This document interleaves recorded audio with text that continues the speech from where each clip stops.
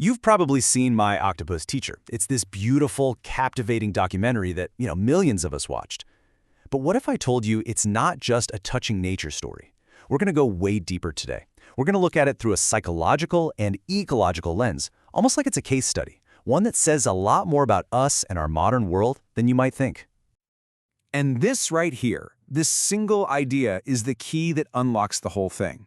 The thought that Craig Foster's personal crisis isn't just his crisis. It's a mirror reflecting a much bigger problem, the crisis of our modern way of life. This idea totally reframes the film, and it's where our deep dive really begins. So, what is this crisis we're talking about?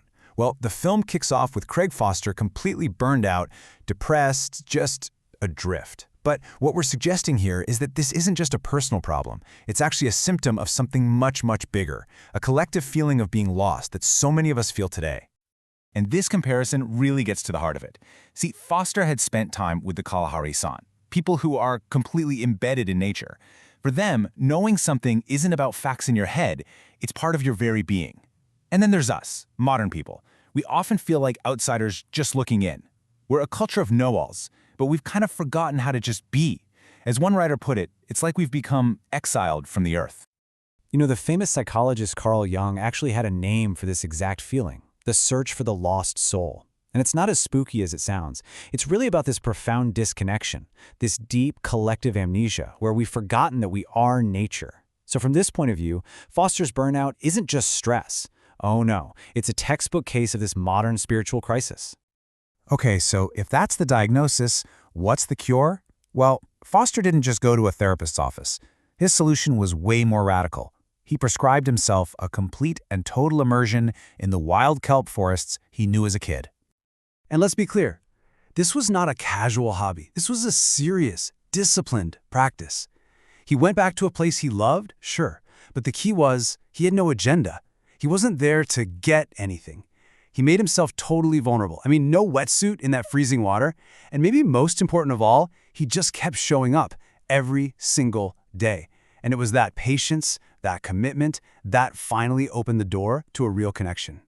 And through that daily ritual, something incredible started to happen. He couldn't just be a passive observer anymore. He had to become deeply sensitive to this other. Any sudden move and the connection would be broken. He had to learn her rhythms, her ways. He went from being a visitor looking at an ecosystem to being a participant in it. He was, in a very real way, learning to think like an octopus. And this is where the story just pivots so beautifully. Because this whole practice of reconnection, it doesn't just heal the person, it forces us to completely rethink what it even means to be human.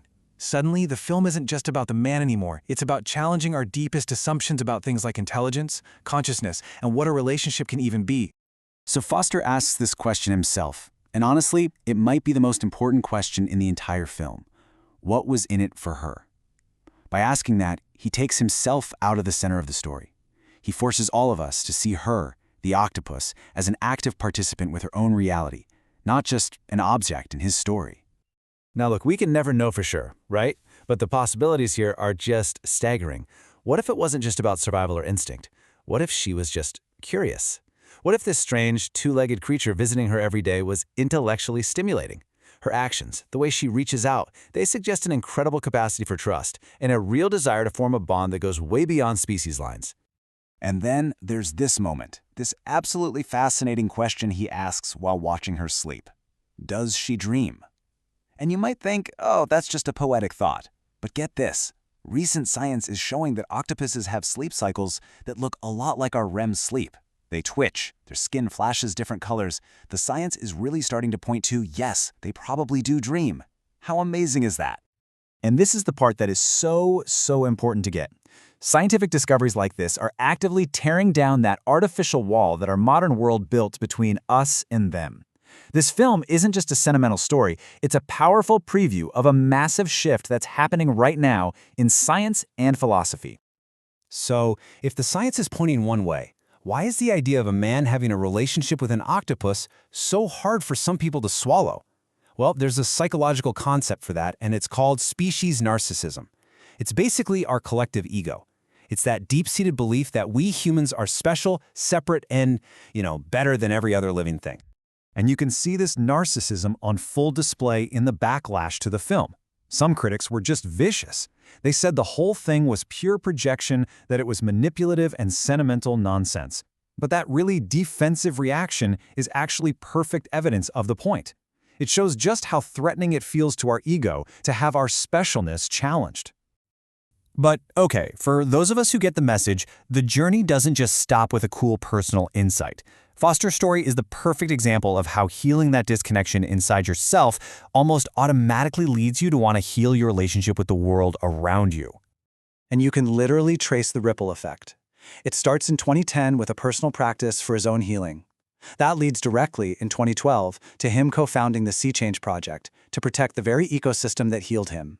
And then, a decade later, the film shares that powerful message of giving back with the whole world. So what's the ultimate takeaway for us, right here, right now?